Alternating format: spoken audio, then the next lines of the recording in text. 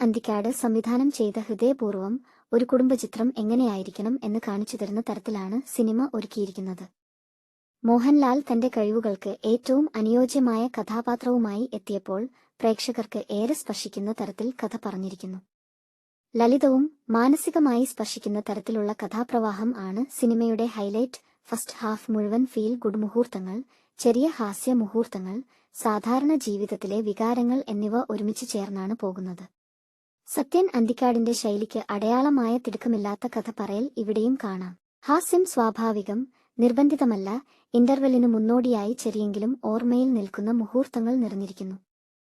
അതിനുശേഷം വരുന്ന second half കുറച്ച് കൂടുതൽ വികാരാധിഷ്ഠിതവും അല്പം വേഗതയുള്ളതുമായ രീതിയിലാണ്. മോഹൻലാൽ, സംഗീത് പ്രതാപ് കെമിസ്ട്രി, അവരുടെ സ്ക്രീൻ പ്രസൻസ് പ്രേക്ഷകർക്ക് ഏറെ ഇഷ്ടമായിട്ടുണ്ട്.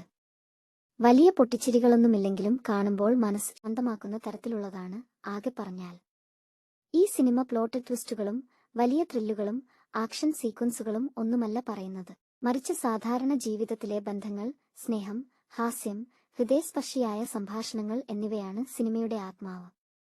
ഹൃദയപൂർവ്വം പ്രേക്ഷകർക്ക് വാഗ്ദാനം ചെയ്തതുപോലെ തന്നെ നൽകുന്ന ശാന്തവും മനോഹരവുമായ ഒരു ഫാമിലി ഡ്രാമ.